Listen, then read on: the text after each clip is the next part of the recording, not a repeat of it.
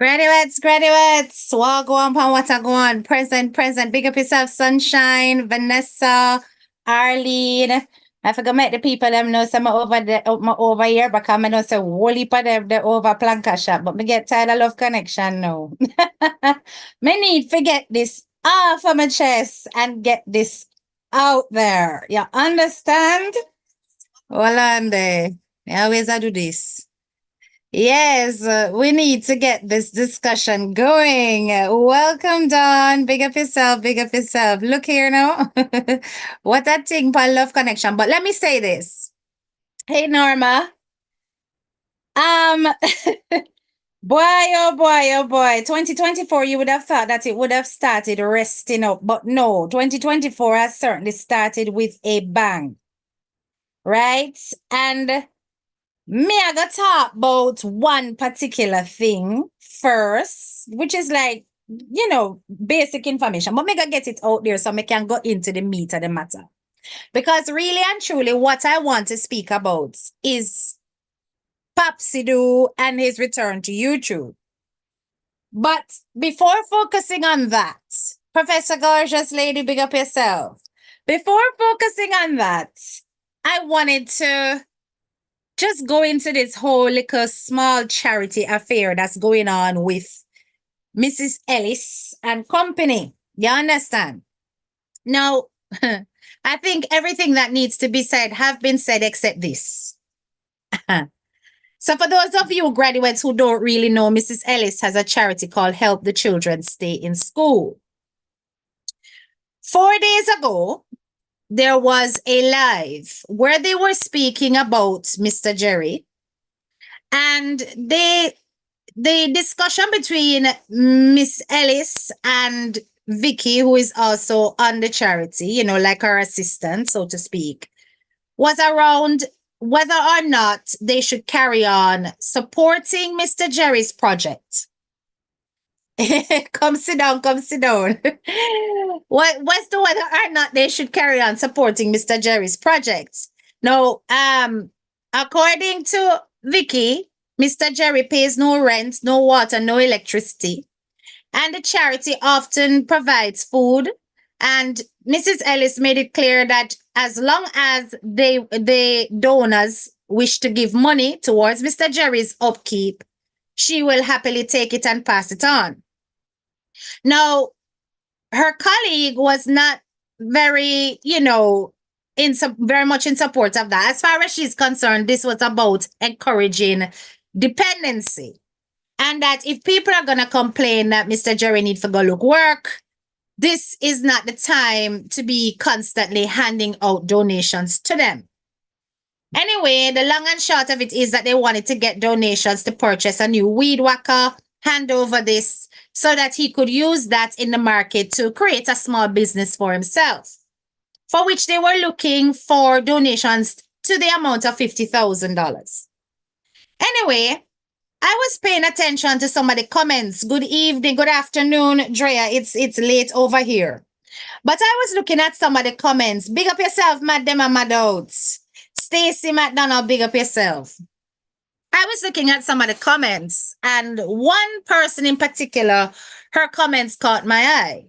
And I was, shaking my head every time she spoke. One of the things she said is that everyone is looking to be a recipient. I thought we were focusing on kids. Then she said the auditor said the charity needs to be focused on children and education. Remember, Miss Ellis's program is called Help the Children Stay in School. So really, the mandate of the charity is about children and education. According to Mrs. Ellis, this does not bring in donations. She said that despite her attempts to focus on the mandate, it seems to never happen. So in other words, the people them now bring in the money when she talk about kids staying in school, when she talk about the fact that the kids them need to, to eat, they need books, they need uniform and so on. But when they show the living conditions and that's highlighted on video, it attracts donations. Now, all of this talk is true. We know that through Miss Ellis's program, it's been about building houses mostly. It's been about providing, for day-to-day needs of adults. It's about giving out cash donations. It's about medical needs sometimes and so on. But really, she wants the charity to be focused on sponsoring children, sending children to university, and getting back to how she started. She said that she informed the auditor, who says that she needs to focus on her mandates, that she has another page called Elderly Love and Care. Now, you tell me, if you have another page, it means you also have another charity. And that other charity is an unregistered one, whereas this is a registered one. If under the unregistered charity, your mandate can be about providing elderly love and care, then why is it that we have got charities mixing up their protocol, their purpose, their aims and objectives? I'm sorry, but that in itself smacks of lack of transparency. Because if your charity is meant to be focused on helping children, cases that look at people's standard of living, housing, and, quality and conditions around life, people who are below the poverty line, and it's not focused on children and their needs, their educational needs, should never be brought to your platform. But the excuse I am hearing, Mrs. Ellis, is that the reason why you're doing that is because it attracts donations. Now, surely we can't just be going into charity for the sake of charity. When you go into charity, it is about meeting a need that must be agreed amongst people who wish to work together, because charity organizations are very rarely about one person.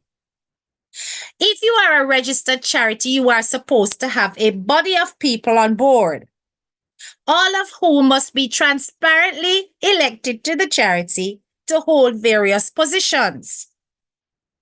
How is it that you are able to swing in and out of your purpose as a registered charity without being held to account as not operating in a transparent way, which I'm certain is what the auditor was pointing out to you? So another commenter actually did state that in that live 4 days ago.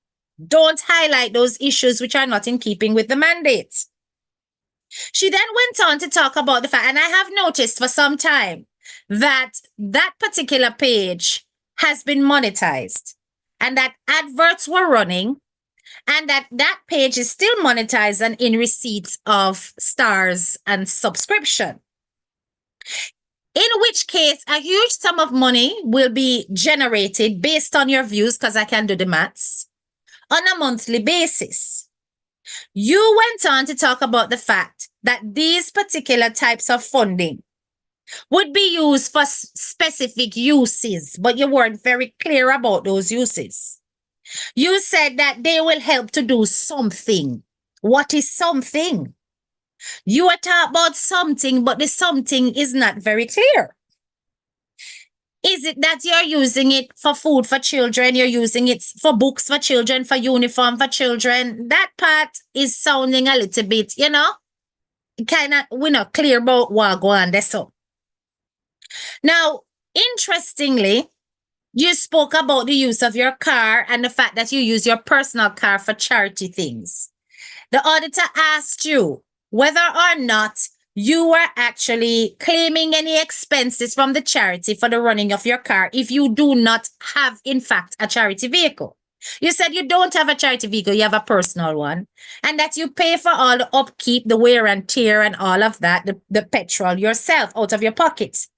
The man made it clear, or the woman, because I don't know what it was or who it was, that you should have been claiming these things through your charity. Now, how is that rocket science to you? Isn't this something that is obvious? And people, graduates, gonna tell me if I am living in the clouds. But if you have a registered charity, isn't it common sense, even if it's not business sense, That any expense incurred during the process of charity must be deducted straightforward from the charity, backed with evidence to show why it is that you are taking these deductions as expenses. How is it that you're only just now coming to reckon with the fact that you're supposed to be claiming your expenses, such as petrol, from the charity, and you are registered? Boy, Mrs. Ellis, it sounds to me like a lot of the things that you are doing in this operation needs a lot of ironing out. Because how is it that you are only just learning something that is simple accounting transparency when it comes to the appropriation of resources from charity to your personal life? These things must be kept separate. Now, I'm not gonna go into this whole blah blah business about Mr. Jerry house not being completed and she no want to do the house. That's not my business. I'm not into that bangarang at all. I'm leaving that over there. I am looking more at a deeper topic, a more sensible topic, which is really about how small charities are operating in our country in a way that is almost reckless.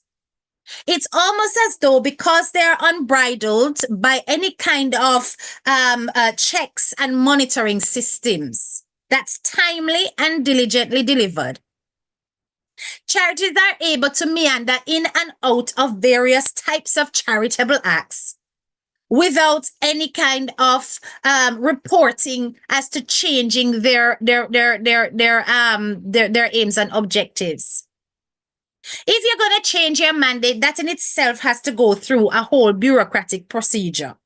Because you're supposed to be saying, okay, once upon a time, this charity was about helping children, but we're not getting any charity, and we thought it through and decided that we're going to come up with a different set of principles. So we need to re-register or we need to change the mandate. I don't know how straightforward that is. Because I know everything in Jamaica when it comes to paperwork and red tape take a whole heap of time and effort and energy. But I'm just saying, how is it that you can jump from point A to point B like that? And it's only now that people are saying, the auditor is saying to you that your charity is about this, so why aren't you doing this? That you are now saying, something. This is what we have to focus on. Could this be the reason why you are suddenly dropping some of these projects? Because that last video that you did was quite gripping. That poor old lady that was crying her heart out because you received some kind of phone call. God knows who this phone call was from or what it was about, that made you feel threatened enough to not want to carry on with the project. Is it that you are deciding to put brakes on all of these things? Hence the reason why you are pulling out of the various charitable acts where you were collecting donations towards, because you are realizing that you are in breach of your registration principles. Just a question. Because that's kind of how it looks to me. Forget all the bangarang. I'm looking at the fact that you started something, your sudden disheartened nature towards completing it, the fact that you're dropping it kind of, point blank period, no arguments, despite whatever's going on with donations or whatever, not wanting to carry on because you're realizing that you were not operating within your remit. Now, I'm also going to say this. Mrs. Ellis, I saw you put up a post, and that post that I saw you put up was no doubt directed at the bangarang, which I said I'm not going to address. But I'm going to address this. You are a fellow educator, and that's how I'm going to address you at this point. As a teacher, one of the standards of being a teacher is respecting confidentiality. The fact that you felt it necessary to place Miss X's picture on and you never gave a name, but it doesn't matter because you gave a face. To place Miss X's picture on your page as a clapback smacks of breach of confidentiality, a mismanagement of information, and that mishandling of information sharing protocol that would have held you in confidence shows that your ethics are questionable. Come for me.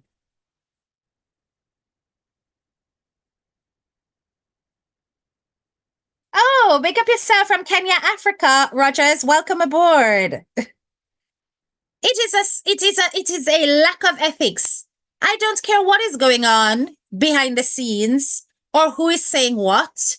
You have got to hold your professionality at all costs.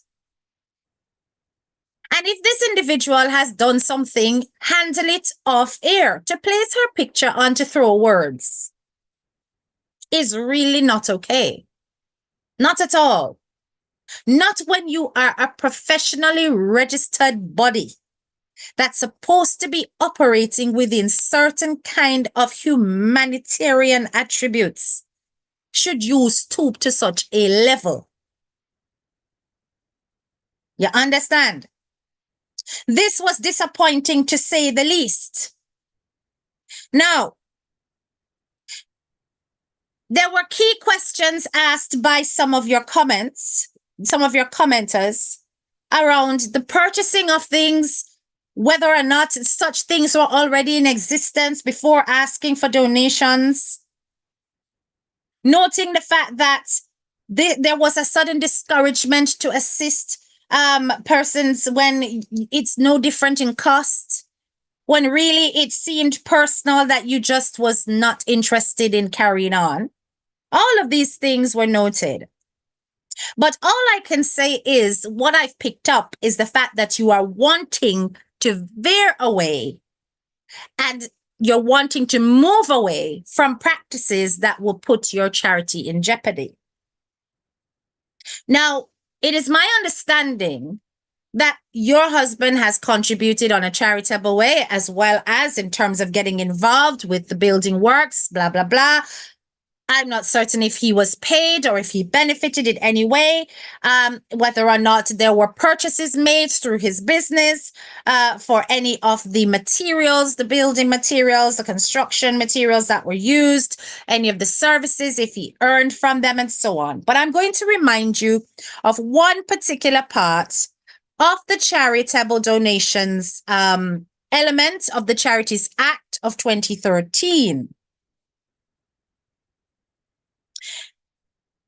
A charitable organization is a charitable trust or any institution, whether incorporated or not, which is established for a charitable purpose exclusively, or is intended to and does operate for the public and has no part of its net income or assets inuring to the personal benefit of any governing board member or settler of the organization or of any other private individual, but shall not include an excluded body.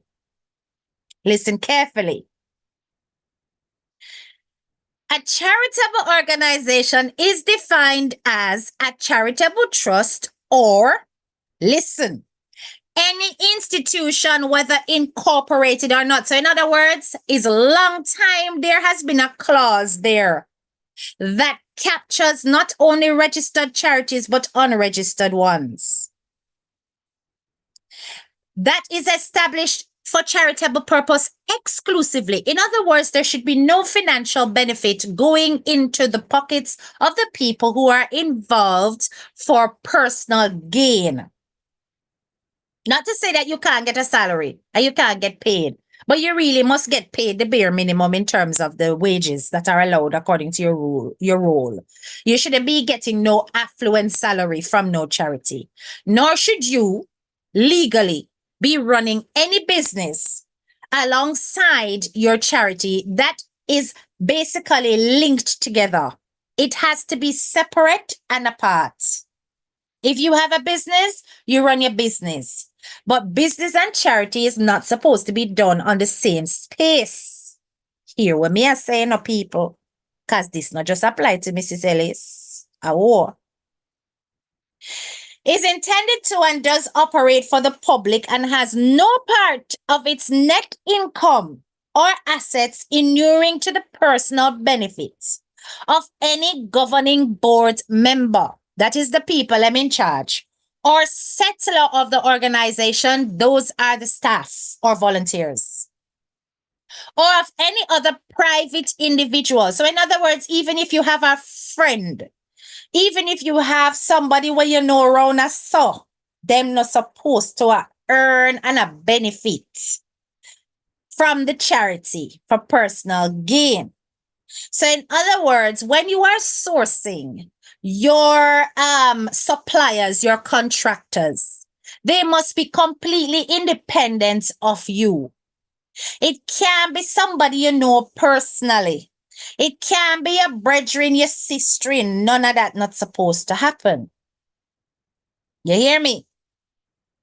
So when it is that you have got people in charity hiring and paying out to people whom they know, people who they are related to, people who they are besties with, there are issues around that according to the Charities Act of 2013. It gives the opportunity for a lack of transparency to occur. Now, is this the only reason why your charity will be closed down? No, it wouldn't be, but it would be a reason for them to investigate you. Okay? Because surely you can have somebody that is involved in your charity, your cousin is doing this or whatever because them good at it and you trust them. You can argue it out, but they're going to look into your books, see how much you're paying that person, see if it's a reasonable amount, compare it to the market, make sure that you are getting a charity discount, all of these things. And if it is more beneficial because you have received quotes from other people and this one is definitely cheaper, it benefits the charity. So they're not necessarily going to close down your account if you are using your resources amongst people that you know, but they will look more closely at you. Because given historical fact, this is a kind of situation where there are many opportunities made available for people to do some contrary things. So all these things I am hearing shows that you almost need to wheel and come again with certain things. Remember, you are earning from ads. You are earning from your stars and you're earning from your subscriptions. Nothing is wrong with that. But you do know that such things will have to be documented so that people can see how it is that it has benefited the charity through your accounts. And I'm certain that at some point, these things are going to be made public access, if not already. So, given the fact that the Charities Act is currently under the microscope, and it has been declared that unregistered charities will have to register, and that there are certain things that will have to change, particularly with smaller charities who are at risk of practicing things that allude to money laundering. A lot of things are going to change, including the fact that you will have to account for the transparency of your significant donors. So people, hold on there. But HK, her husband runs a pre-mix business and I have never seen her husband business involved. She purchased some hardware in the community. Okay, that is wonderful. Good afternoon, Beat and Teach. That is good. That is good. Super chat coming soon. You're too bad. But that is fine. Okay, that's why I said that I hope, because this is what, as I said, when I mentioned that this husband was involved, I said, I hope he is not being employed, that he is not being used and paid for any jobs and services based on what is being said out there, because people run their mouth, but I have seen no evidence of it. You understand? No evidence of it. But I'm saying that should this be the case, there are serious things to consider. Hopefully, she's smarter than this, and it has not been the case. But what I will say is that it is apparent to me that many of the practices that has been going on has not been aligned with the formal practices and expectations of a registered charity. She shouldn't be using her personal car, her her petrol for charity and not claiming it against expenses. She shouldn't be switching her mandate without registering the fact that she has switched her mandate. Right? And then the earnings that are taking place on social media, it should be declared from the get-go how those are going to be used, because that can look like it's done for personal gain. Do you understand? Because even when you set up your accounts with Facebook, you have to put that in a personal name. You can't put it in a business name. Yes? And you're going to be taxed on it and all these things. Now, the charity that she's supposed to be exempt from receiving taxes. How that work? How that claim back? And then now, somebody came in the comments and they made a very, very good point. And I really liked this. And it's something that she should seriously consider. So let me hold on. Let me pull up my screenshot because I want to quote it verbatim. Hold on a minute. Where they blatantly said that a sensible thing to do. There we go. This person. I would suggest splitting up the projects on your 3 platforms. HTC SIS, which is to help the children stay in school for the kids. EL and C, so the elderly love and care for the elderly. And put Sean and Karen on her YouTube. That's 3 separate business entities, right? Where she can easily split her transactions, split the earnings or the donations, keep it on separate books, and then on her YouTube, that will be for the earnings that she can then give things to Sean and give things to Karen quite easily from. Because they are providing the source of entertainment, but it's almost as though she'd end up being the manager for Sean and Karen. You understand? Because anything they do there, they're the ones that's doing the content. And they're the entertainment. So really, she should only benefit minimally. Right? So what I don't like is this big bowl of soup when me see a go on. Everybody just a mix up every little thing what them a do. Because it's like a whole big scramble without thought processes and without due diligence taking place to ensure things are separate, apart, clear, transparent, and above board. If you're taking on a project, you have got to have a certain amount of money in mind before even getting on the ground to work on it. To have to walk away from things incomplete doesn't feel right to me. Because as a charity doing this kind of thing, you can't just pinch and do as you go along. Raise the money first, achieve what you need to get to, and then deliver the outcomes. It's different if you've got enough to deliver the main outcome and then you want to change out the window because the window crack or whatever. You come across an emergency or you want beg for little more to fix this or fix that. But to be doing it in this way is like a desperate scramble. Yes, you want to help, but you can't help people like that because you build up hopes and then you smash the hopes and then you leave people devastated at the end of it.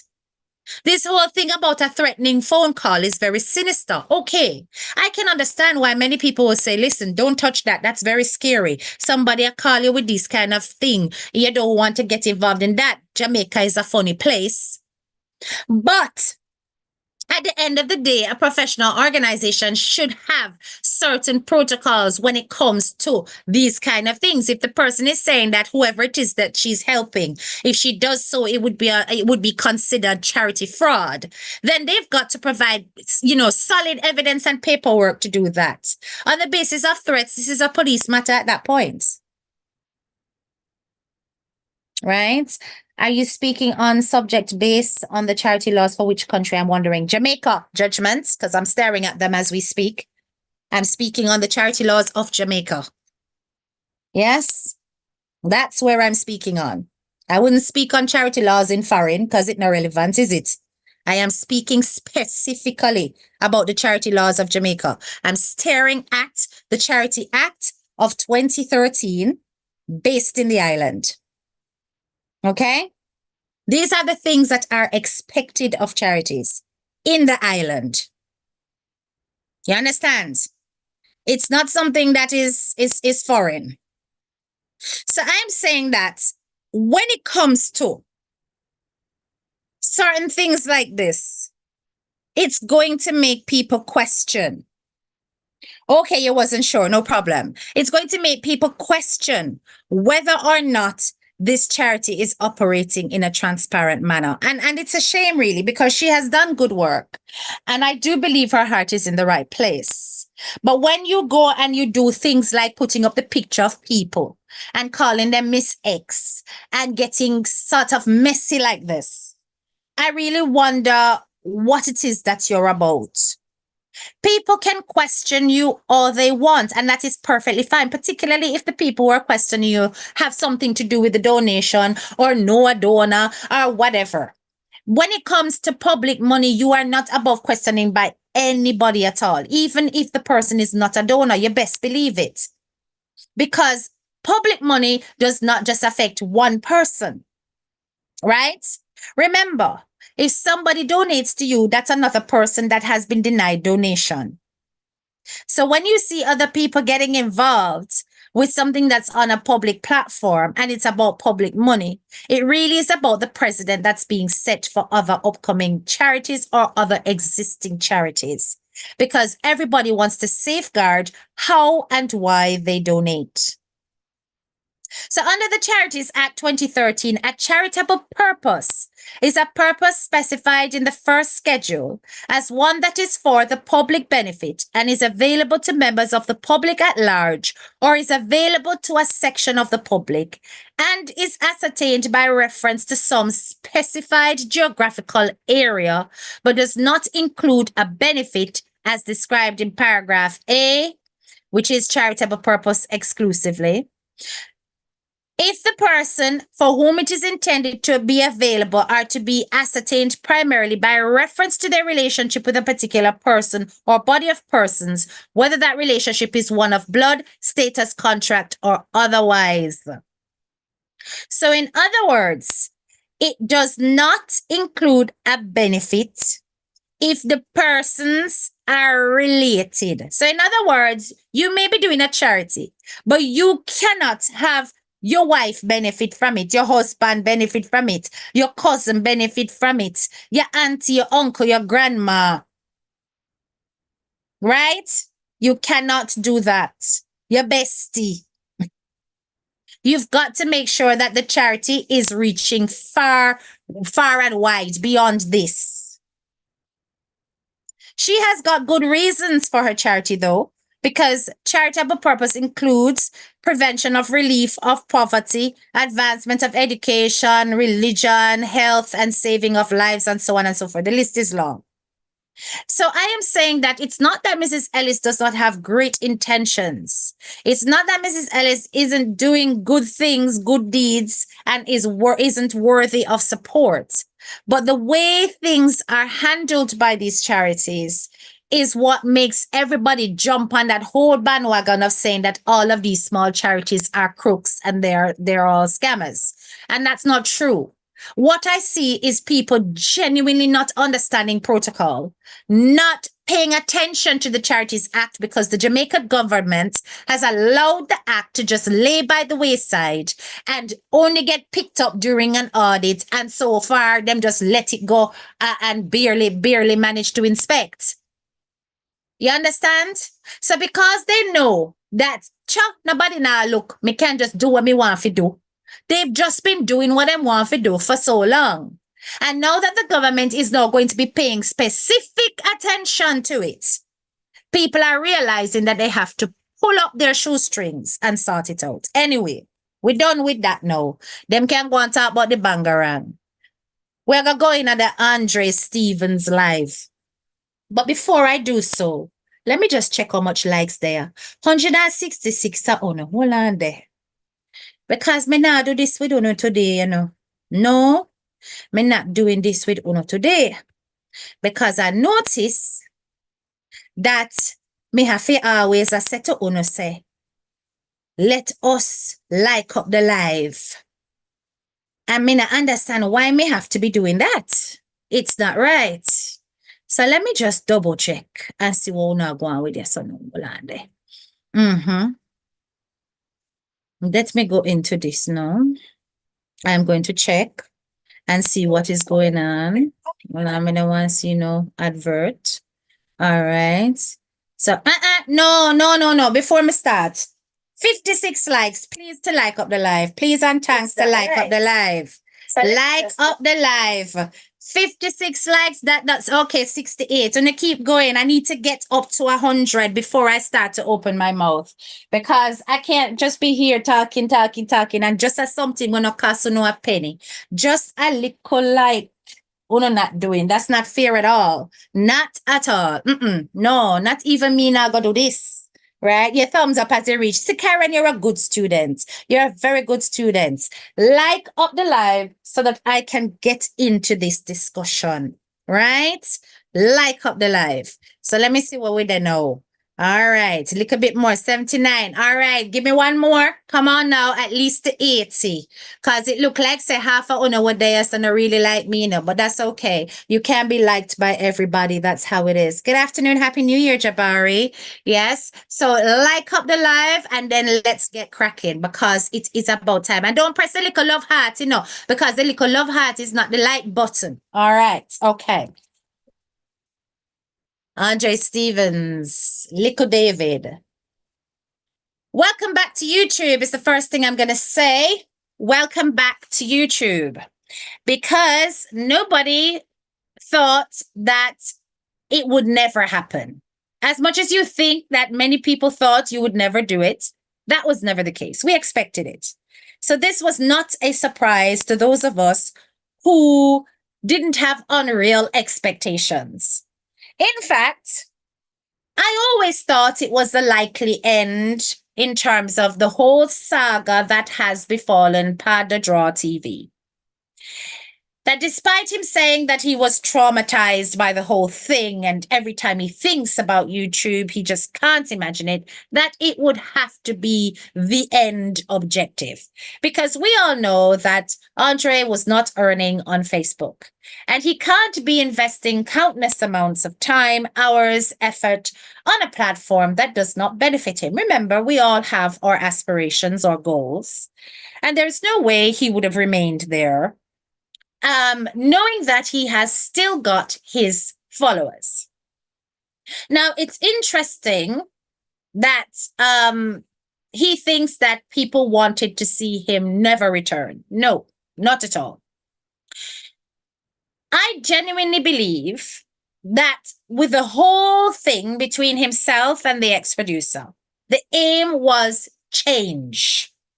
The aim was change and accountability, not mass destruction. No way. So let's break it down bit by bit. And believe me, it's not that deep a breakdown, because I was very excited, graduates. I don't know about you. I was very excited about this live. I couldn't wait. I was like, oh my goodness, I can't wait. I even came off my live early, even though my live was buzzing. I was like, oh, I gotta go, graduates, because something I forgot to get ready, because Andrea come live. I missed that. The man was late. I wasn't happy about that. Punctuality matters, for goodness sake. But anyway, teething problems, put it aside. So it was a little bit disheartening to be on a live at 2 a.m. in the morning UK time. But I was there nonetheless. Yes, silent in a corner, listening and observing with my eyes and my ears very much sharpened. So it began while I sat comfortably with a whole thing about being buried alive while still breathing. Little David has returned. A grand speech, opening speech, started the whole event. The set, by the way, guys, looked really nice. He was a little bit busy, but I noticed it was a similar style to his ex-producers, to be honest. I did notice that. And even people in the comment noted it, to be honest. But it was fine. I liked it. It could go on. Although there was persistent sound troubles throughout, we can just assign that to some teething problems for the whole thing. The atmosphere of the live was very much there in terms of the presence of his followers. Undoubtedly, there was about 3.2K strong on average present in class. Resounding numbers, but not a surprise for who the man is. Everybody was there in their numbers, lots in terms of quantity. But we are going to look at the quality of what was presented at the launch. So, like I said, dismiss the persistent sound troubles. That did make it quite difficult in order to focus and to get all of the meat of the matter. But, you know, teething problems are permissible, particularly when it's the first time, it's a new team. Yes. And the fluency doesn't necessarily have to be as perfect as we know Panadra TV in the past to be, because, you know, we don't know the experience behind the members that are involved. What I didn't quite understand was why a huge chunk of that video was dedicated to music interludes. Like, literally, there was, I would say, at least 50% of that live was dedicated to music. Me never where's that? Be that teach unfiltered TV. Me not understand why there was a need for so much music. We like the music. We like the music, you know, music nice. Music is good for building up atmosphere. It's good for encouraging excitement, participation, you know, setting the mood and so on. But what I noticed was that a lot of the music that was used to almost camouflage a lack of cohesion or focus of thought. I'm not gonna lie. Anyway, let me carry on. So he started by saying he was tried, tested, and proven over the past year. But the question I have to ask is, what has he proven?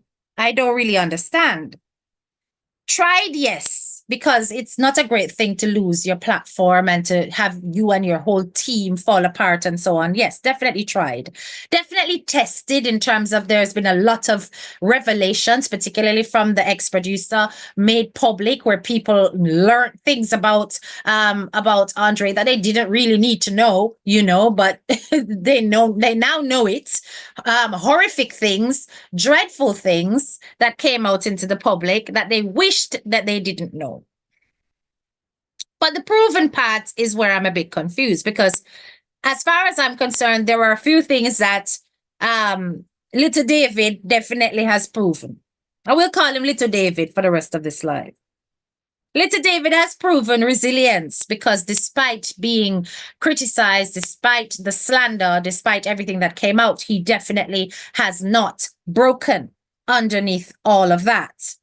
He's definitely shown or proven determination. He's also proven consistency. But the consistency I'm talking about is a consistency in controversy. And I'm going to say very straightforwardly from the get-go that the only thing I was impressed with that launch was the numbers. Yep, Uvex. That is the only thing I was impressed with.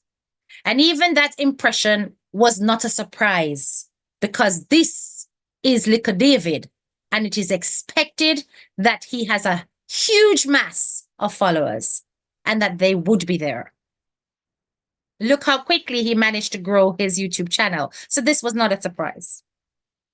Anyway, he opened with an address oriented around the New Year's resolutions, for which he signified his baptism. Now, I've got a question, graduates. Why is it that the baptism was brought to the fore before he got started? I'll tell you why. Because it was a reminder to the audience that his baptism was a narrative. And that narrative that he was driving ahead was his rebirth. That's right. So by reminding you that he was baptized, he was trying to paint that narrative that he was born again, meaning that everything had been washed away and he is now new.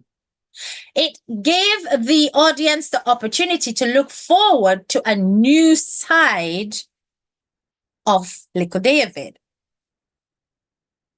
Anyway, he then spoke on the need for new beginnings for Jamaica and spoke on his need to see growth as opposed to false promises around austerity. And for those of you who don't know what austerity means, he was referring to the whole promises of the leading party around riches to hold the people's interests and potential vote. Okay, so it's no big fancy word. It's really just about people showing you what you can possibly have, and then you got no means to achieve it. But while doing so, which was a good enough build-up, what does Likkle David then do? He turns around and starts to refer to a photograph of the prime minister. And then he starts to talk about the family photo and talk about specifically the leader's child. And then likens the child to the user of an illegal material. That may have to be careful out here in these YouTube streets. Now, is that social media responsibility? And you know what irritates me about some of these followers is that once again, the sheep never look to their master to say, hey, mind what you're saying. All them depend his way. They can't stop you. You come back. Ray. That is what you guys sound like. I'm not going to lie.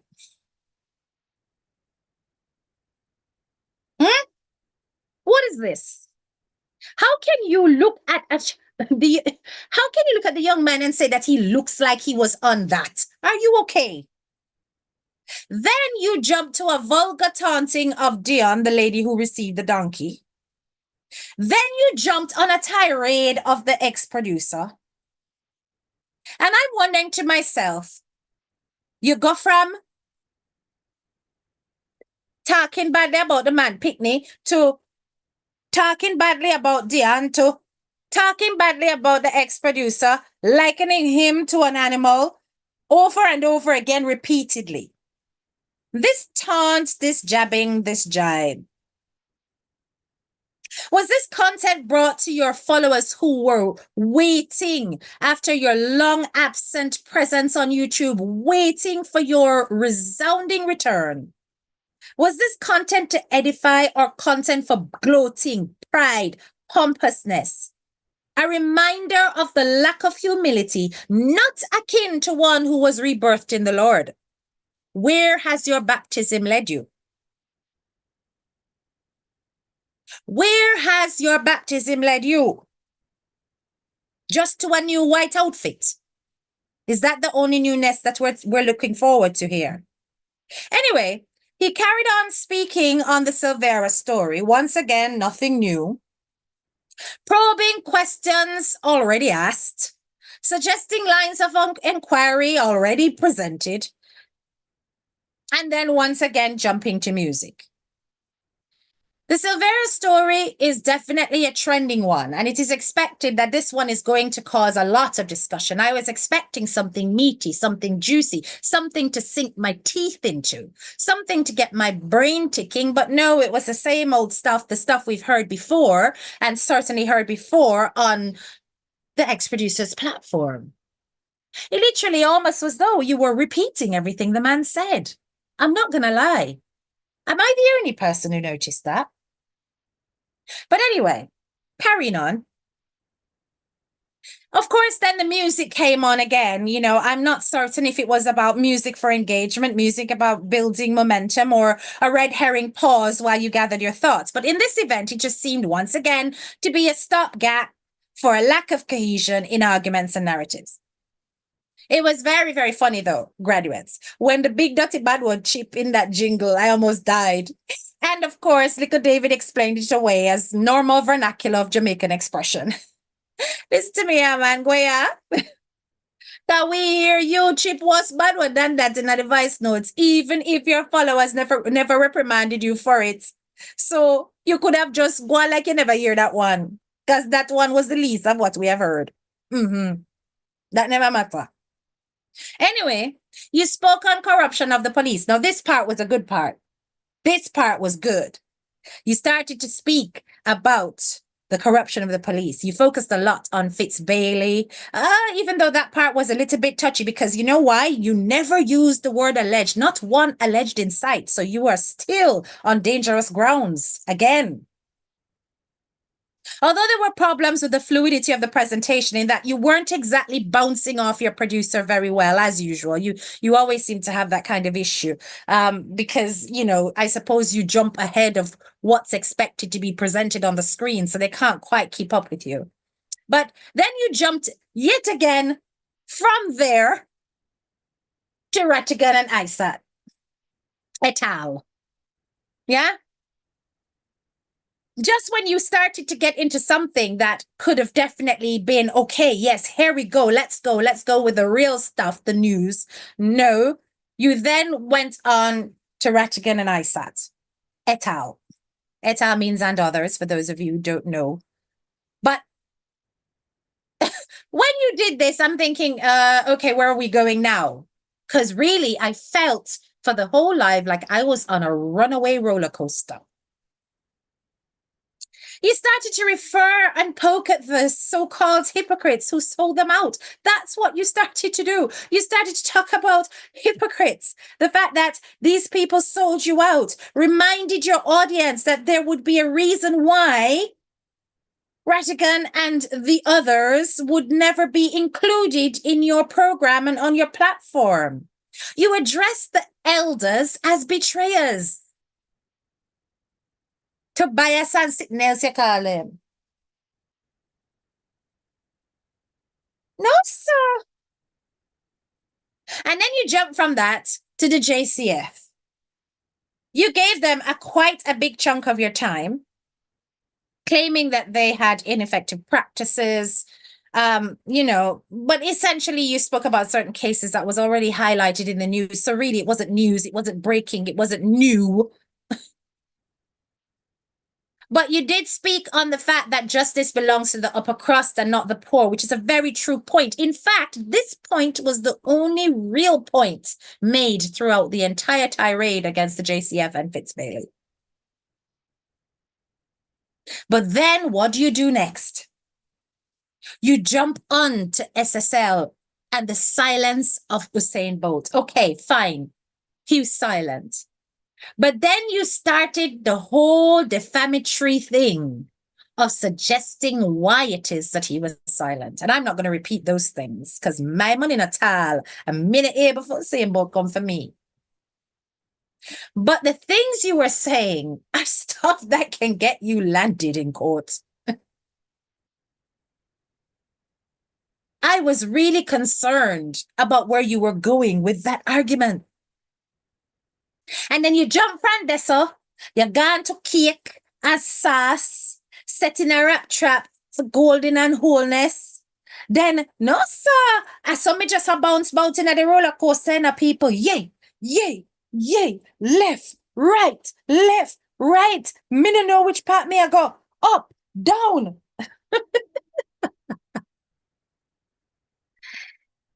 From cake to sauce to setting a rat trap to Nadine and Alice and the crab soup. People, I am telling you this, that yes, it was his first time after a while.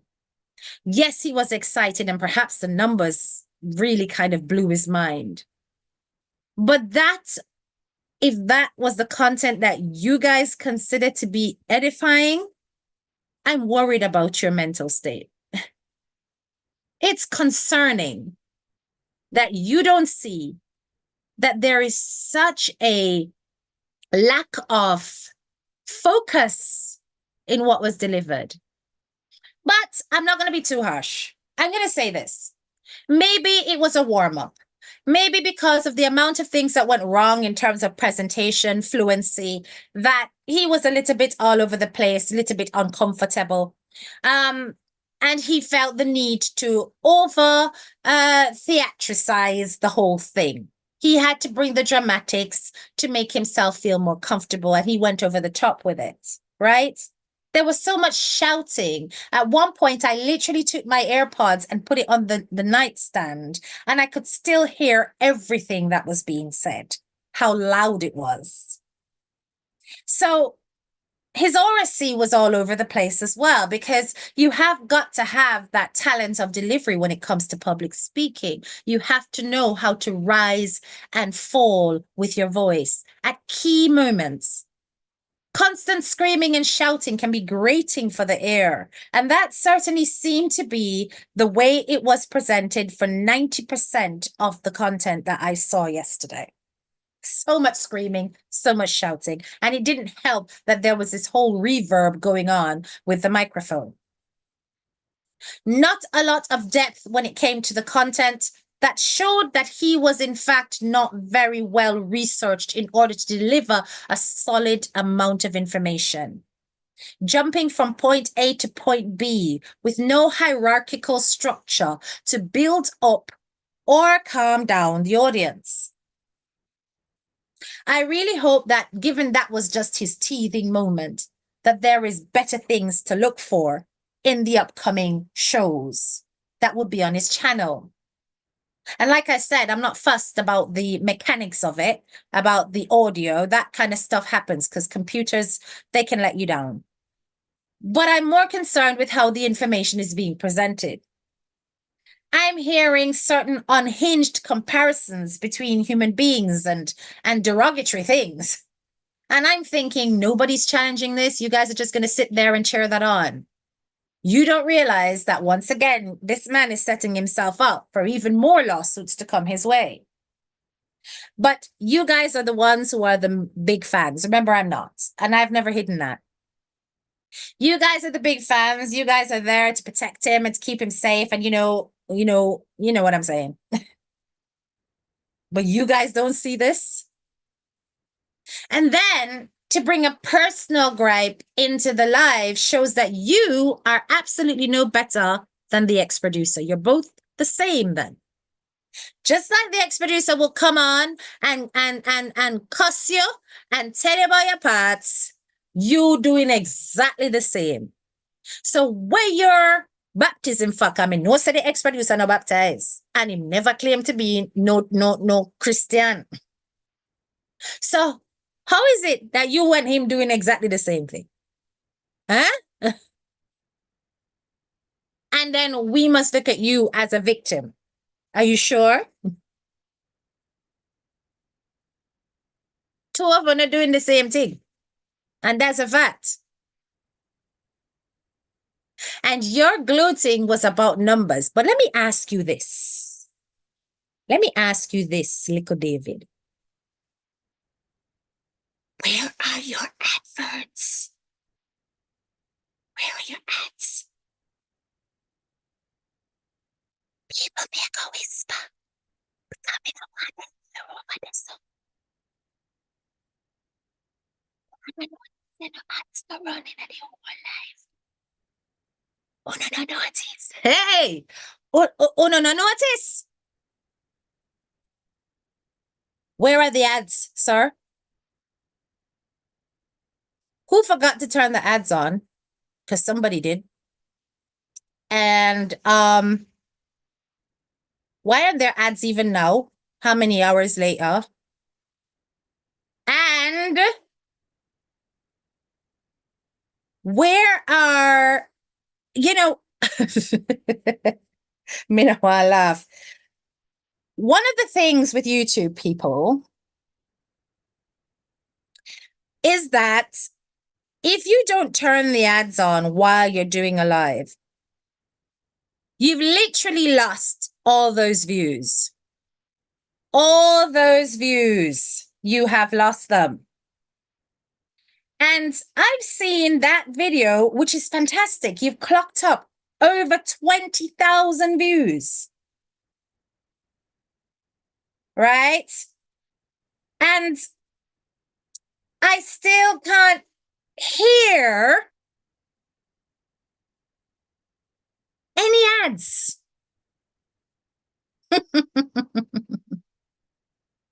So all the gloating and everything that you did, you didn't remember to secure. I am going to help him because he needs it. You didn't remember to secure your bag. Jaja. And then I don't know what's going on because I think that a lot of those things that you said landed you in big trouble because, and let me share this with you, this is the kind of thing that we see when we go on your video. Hold on. Walanda people. Un momento, por favor. Hold on. Because I don't know what's going on, but something's up. And I'm going to show you what's up. Jaja. You can't just come on and I scream and I shout and I do all these things, guys. And I cuss people and I diss people. And you don't see. So you're not sort out your business, you're not secure what you're supposed to secure. You're not, Jaja. No, man. It isn't good. Because this is a very important part. All right. I'm going to share a screen. Tell me if you see it.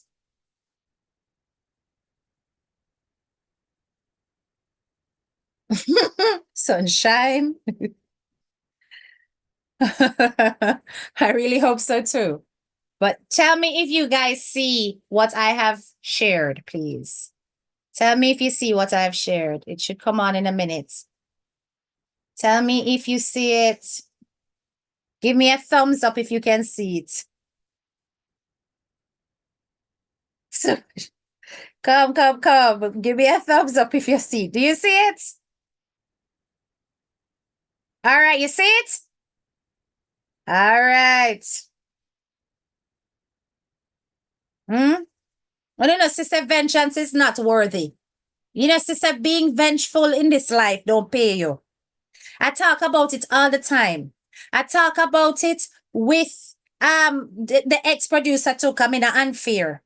And me say it's time uno pretend like uno one another no exist. But you see, me not go stop the ex-producer from being himself. Just like we can't stop Likkle David from being himself. These are grown men with their history and their past. And when they continuously rub each other the wrong way, I'm sure they're looking out for a comeuppance. You understand? So in this case, I just quiet and I watching and I just come out and talk about it. But look at what it has benefited you to carry on the way you carried on your channel. Look at it. Look at it. You know what this means? This video may be inappropriate for some users. Do you know what this means? The amount of thumbs down you got was magnanimous. Huge. Holy pa reporting, Guan. Some of the things that you said breached policy. And you will probably never get this video monetized ever. What a waste of effort. What a waste of effort. It's such a shame. With all that grandioseness, is that a word? I don't know. Grandiose behavior. You would have expected that this would have been better a turnout for you. And instead, you have led yourself down a path like this. So it's a lesson here for you, little David. It's a lesson here that really and truly keep your eye on the prize. Focus simply on going back to that wealth of knowledge and information and entertainment. Well researched and structured and put together. I don't want to see you fail, but I certainly don't want to see you succeed like this. Mm-mm. And while them out there's just going to be lapping it up, and going, yeah, hooray, I bet, because they do not understand the workings of things. They don't realize that they are doing you a huge injustice. It's not okay.